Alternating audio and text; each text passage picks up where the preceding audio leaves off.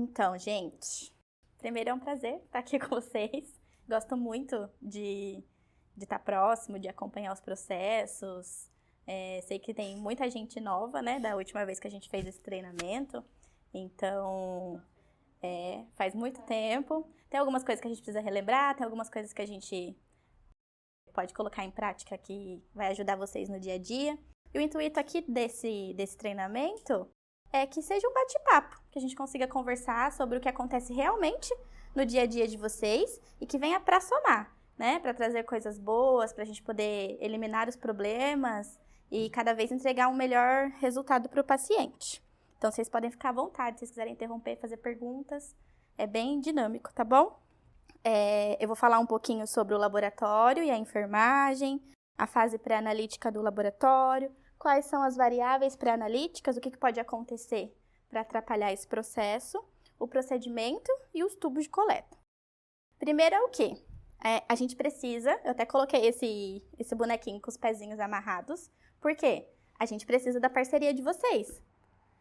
Eu brinco até e falo muito para as meninas que para vocês o paciente é uma pessoa, mas para a gente o paciente é um tubinho.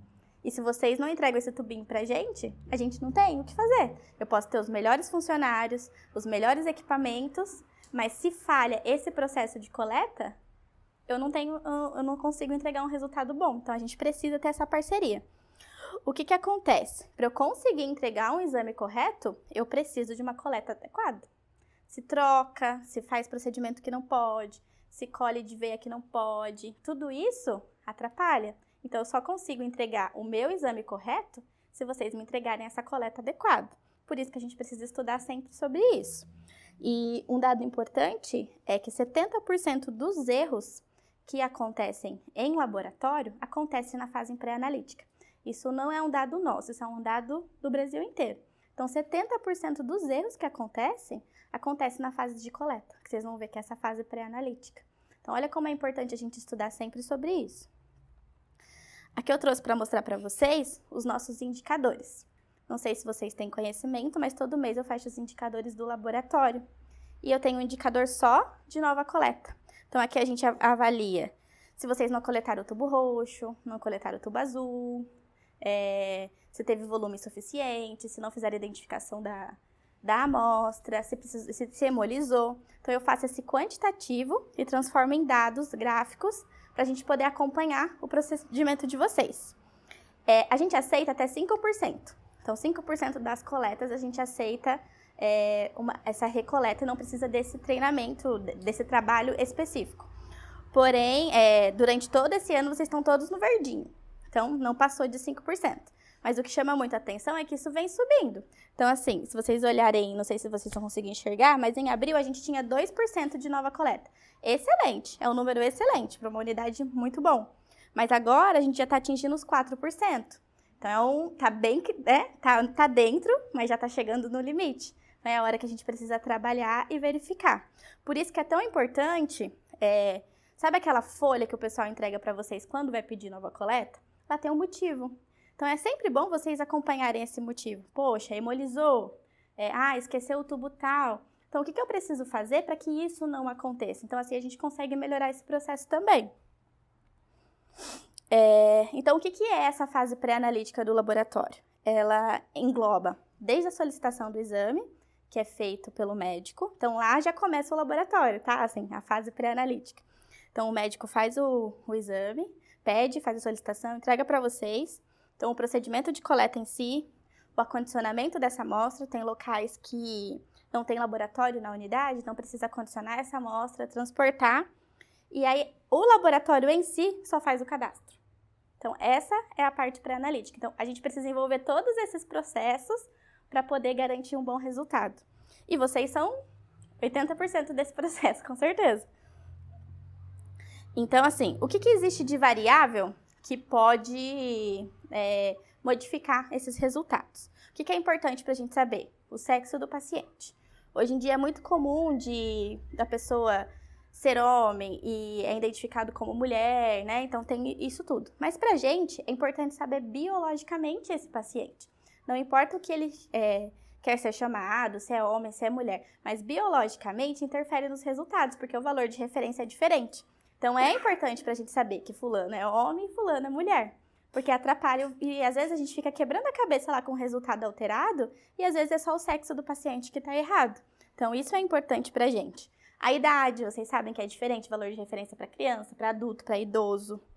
Se o paciente faz medicação em uso, drogas, se fez atividade física recente. Eu até brinco que muitas vezes chega um paciente na emergência e a suspeita de dor torácica. Foi verificar, ele tinha caído do campo de futebol que estava correndo. Então é normal, um CPK tá ali alterado. Então tem coisas que a gente consegue descobrir que vai corroborar com os resultados e a gente não fica quebrando tanto a cabeça para não dar falso diagnóstico. O jejum prolongado também atrapalha os resultados. Em laboratório de rotina, é comum, vou fazer uma glicose, vou fazer um colesterol, fico 12 horas de jejum, fico 10 horas de jejum. Mas se esse jejum passa de 16 horas, ele também faz o inverso e atrapalha os resultados. Então isso é importante também. E procedimentos terapêuticos, faz quimioterapia, radioterapia, tudo isso é bem importante saber antes. Então aqui na unidade, em quais situações a gente pede nova amostra? Vocês sabem me dizer? Quando hemoliza, quando esquece algum tubo, quando está coagulado. Então é isso que a gente vai ver aqui, tá? Então o primeiro quadro que eu gostaria de mostrar para vocês é sobre a lipemia. Vocês sabem o que é lipemia? Gordura, isso mesmo. O sangue, vocês levam pra gente, ele tá bem vermelhinho. A gente faz a separação lá da centrífuga, por isso que tem aquele barulho, né, lá no laboratório. Quando ele separa, ele tinha que ser amarelinho, igual desse primeiro tubo, sabe? Esse é o soro perfeito. Quando o paciente ele tá lipêmico, que a gente fala, ele fica igual esse segundo tubinho. Parece até um leite, às vezes até um leite condensado. Vocês conseguem observar, às vezes até na coleta que vem aqueles grumos de gordura entrando, quando você coleta a vácuo, você consegue ver aqueles gruminhos. Quando isso está em excesso no paciente, ele apresenta esse quadro de lipemia. Então, assim, o que vai acontecer? Lipemia, não dá para fazer resultado de exame, a gente não consegue liberar. Por quê? Ele atrapalha, ele tem todo um aspecto diferente do soro e tem mecanismos e substâncias que atrapalham e interferem esses resultados. Então, a gente vai chegar, por exemplo, para a Ana e falar: Ana, a paciente Maria está lipêmica, e vai entregar lá o resultado. Adianta a Ana coletar de novo? Não, porque é uma condição do paciente, não é uma coisa que ela fez na coleta. Então, não adianta eu ir correndo e lá vou coletar de novo para fazer. Não adianta, porque é uma condição do paciente. O que a gente faz nesse caso? A gente aconselha vocês a conversar com o médico. Então, o que ele faz? Ou deixa esse paciente aqui e ele vai ficar de jejum, para que depois de 12 horas tente essa coleta de novo, mas não é garantia de que vai ficar menos lipêmico, porque às vezes a lipemia é tão grande, tão acentuada, que ele não melhora com esse tempo. Ou então, se não for tão urgente, o médico vai liberar e vai encaminhar esse paciente para a UBS, para fazer a coleta lá, depois de um jejum. Então, precisa ver bem o critério. Mas não adianta ir correndo coletar. Então, vai estar lá escrito que é lipêmico e não adianta coletar de novo. Então, precisa ter esse contato do médico. Sim, não interfere, porque é uma condição do sangue, né? Vai ter uma quantidade de gordura maior circulante. Então, se você coletar tanto da artéria quanto da venosa, vai ser igual. Não vai mudar o procedimento. E isso a gente não consegue liberar o exame, não adianta nada que vocês façam na coleta que vai melhorar.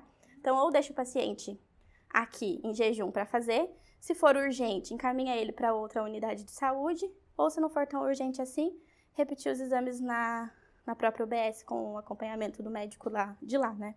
Então, entenderam? Nesse caso, não tem o que fazer, tá? Então, não entrem em desespero. Por isso que é tão importante vocês observarem o porquê da nova coleta.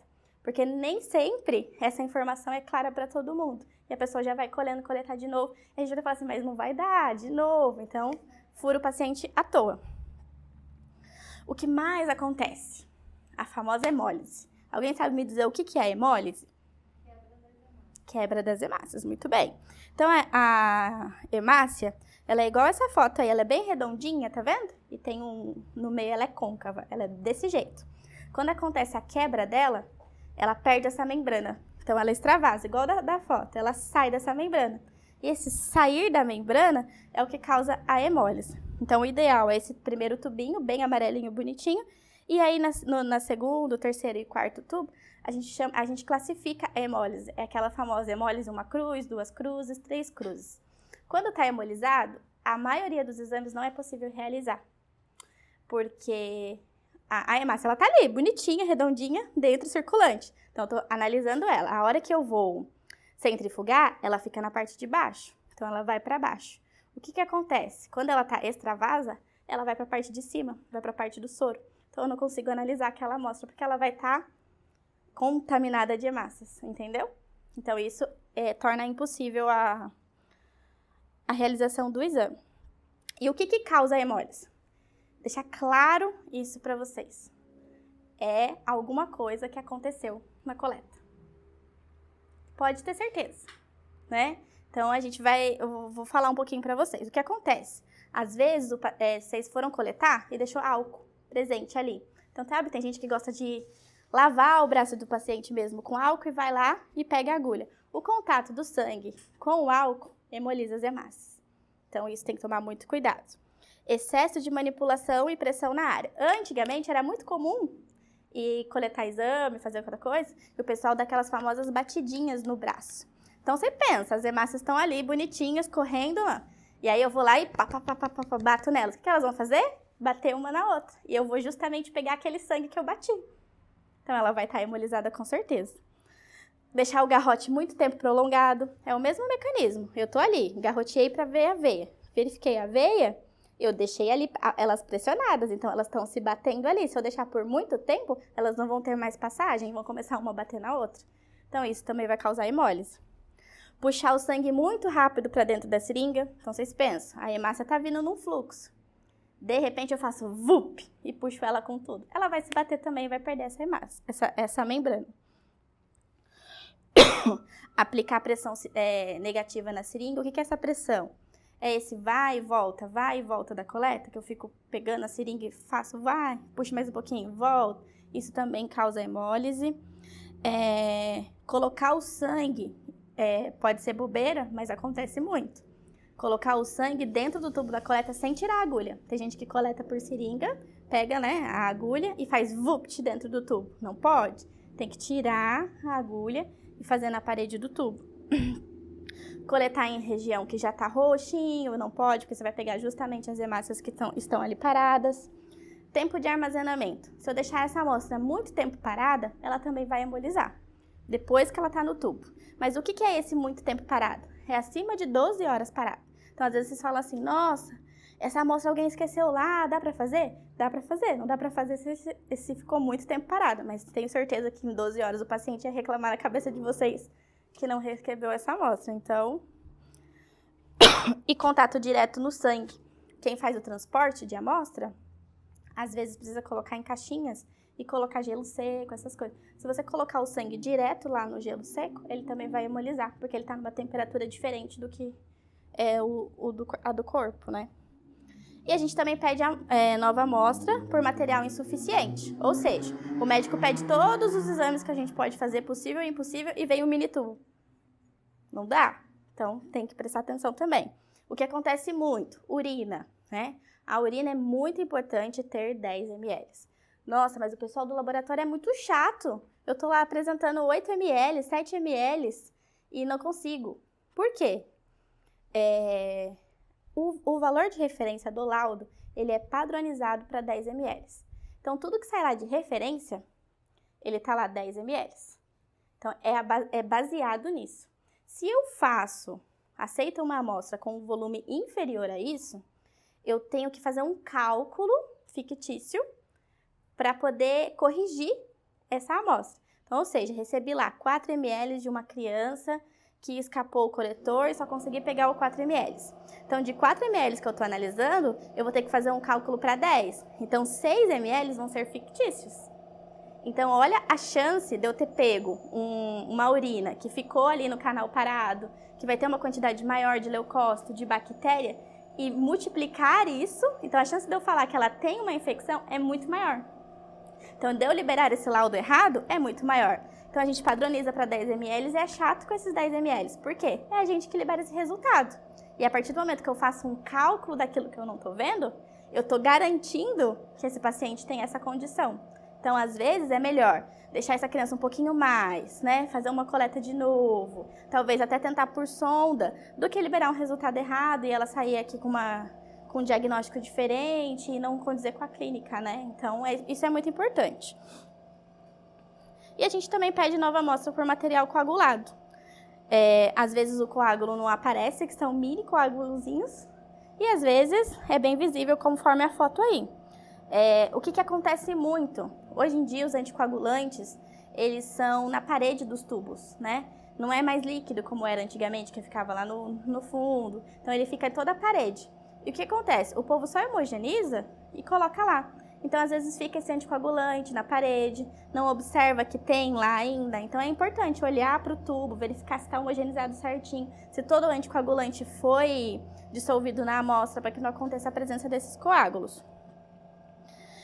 E a gente também pede nova amostra para confirmação de resultado. Então, tem alguns resultados que a gente vai precisar pedir nova amostra para confirmar. Por quê? Uma plaqueta muito baixa, um sódio de potássio muito baixo ou muito alto, um BHT muito baixo. Então, eu tenho que descartar se essa amostra realmente é daquele paciente, porque são condições que vão precisar que o médico haja rapidamente naquele caso. Então, eu preciso saber se essa amostra realmente condiz com aquele paciente. E o HIV é o único por lei que para confirmação eu preciso de uma nova amostra. E assim, não adianta, esse paciente tem HIV, eu já vou coletar 2 amostras aqui para garantir o meu trabalho. Não pode, tem que ser 2 coletas distintas, porque é segurança do paciente, tá bom? É um resultado muito grave para você afirmar que o paciente tem, então a lei exige que sejam feitas de 2 coletas distintas, tá bom?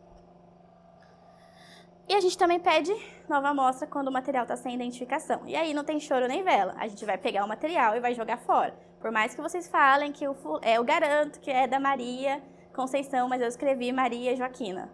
Não adianta, é segurança do paciente. A gente trabalha tanto, né, com as metas, com a segurança do paciente em si mesmo. Vocês vão ter a semana da segurança do paciente, então vão trabalhar com isso. Mas a gente não pode reetiquetar, reafirmar que essa paciente é desse paciente. Então, é todo jogado fora e feita a coleta de novo por segurança do paciente, tá? Lembrando que na etiqueta a gente só precisa do nome completo e da data de nascimento. Não precisa de FA, não precisa de nada. Mas tem que ter esses 2 dados, porque a gente precisa de rastreabilidade dessa amostra. Então, precisa ter 2 dados para segurança mesmo, para garantir que aquele paciente é aquela pessoa. Então, como é feita a identificação correta?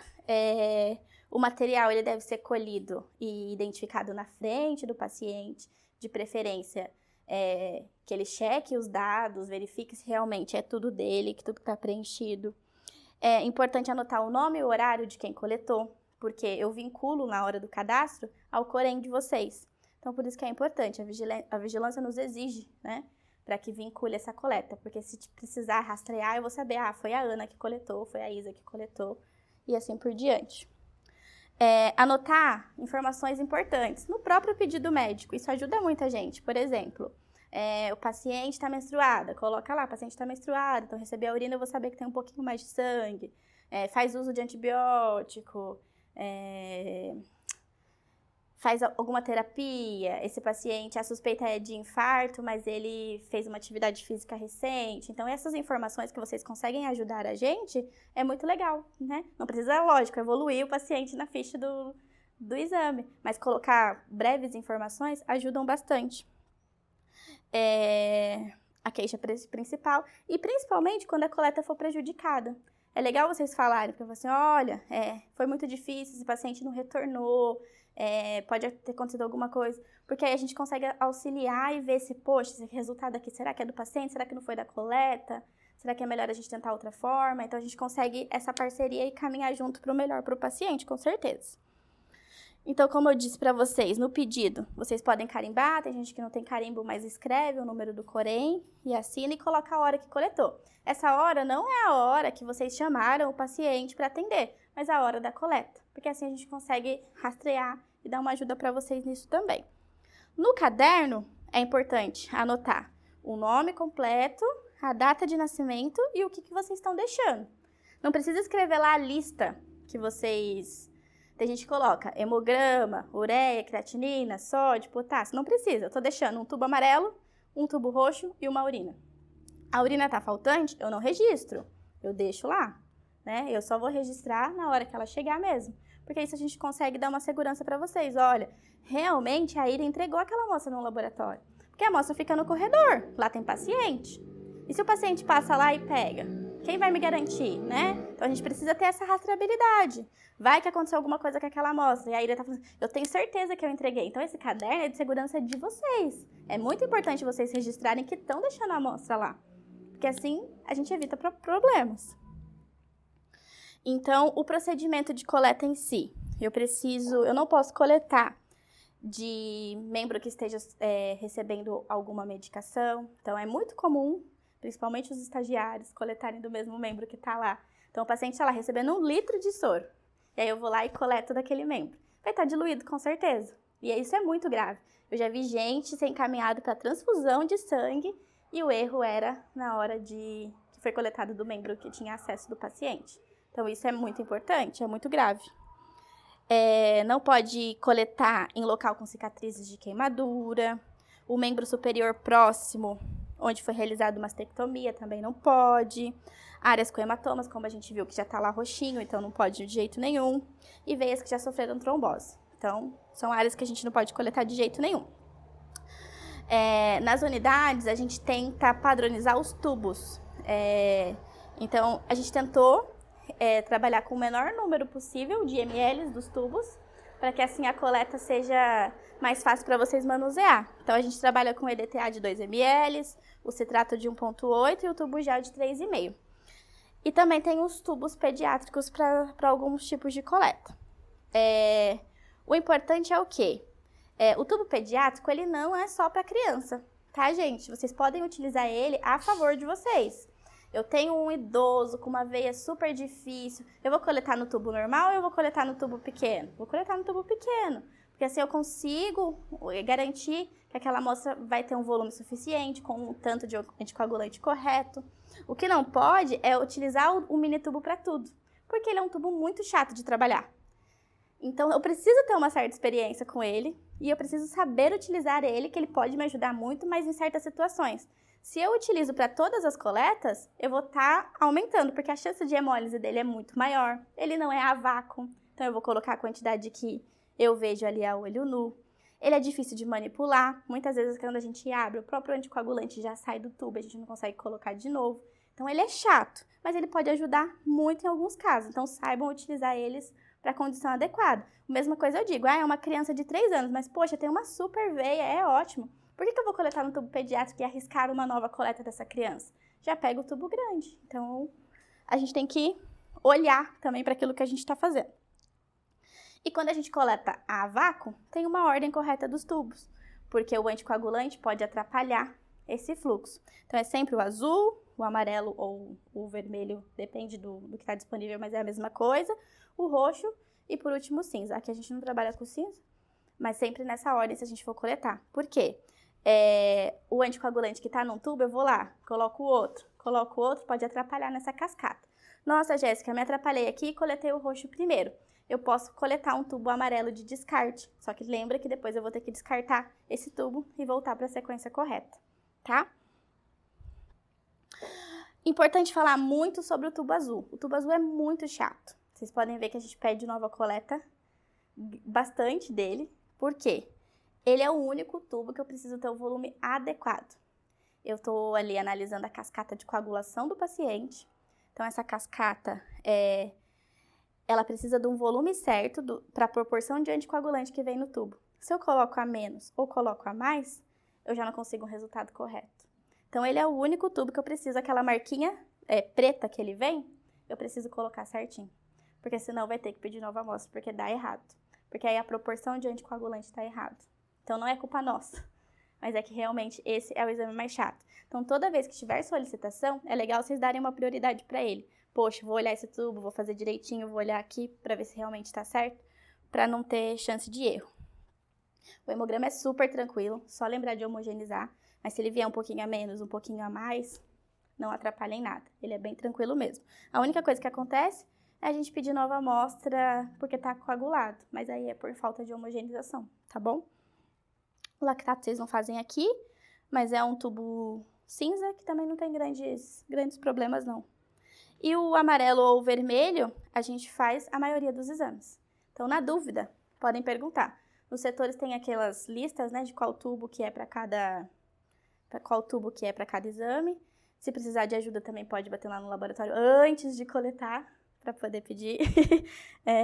E tem nos locais também, cada local tem os tubos.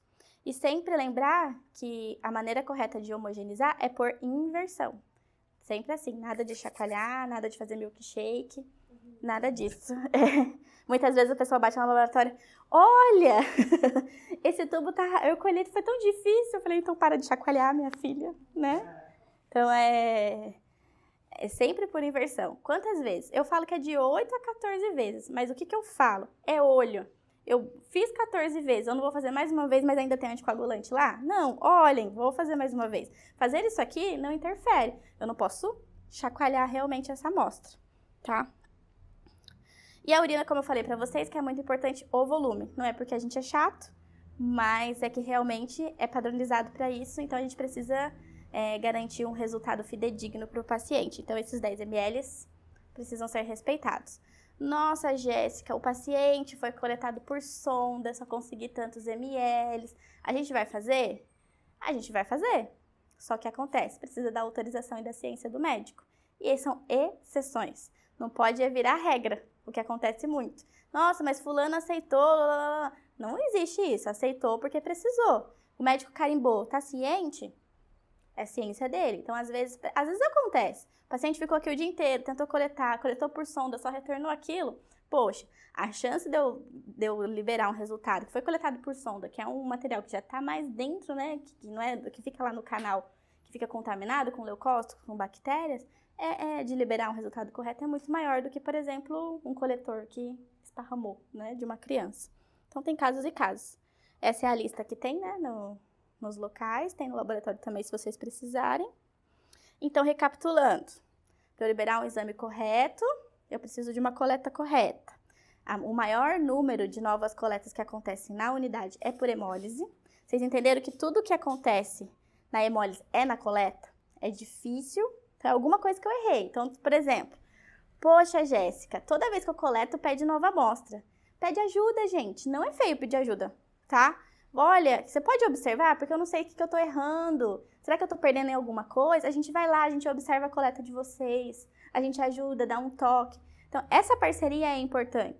O importante é a gente reduzir esses erros, porque ninguém gosta de nova coleta. Ninguém gosta, o laboratório não gosta de pedir, não gosta de ver a cara feia de quem assina, não gosta de ver nada. Então, ninguém gosta, é ruim para todos os lados. Então, usem a gente de parceria.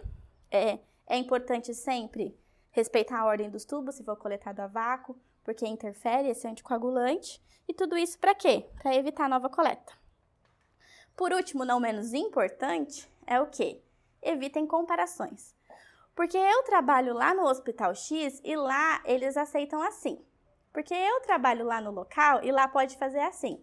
A gente não está interessado no que faz no Hospital X, no Y, no Z. Nós temos as nossas normas, os nossos procedimentos e ninguém tira isso da cabeça. Né? Ninguém...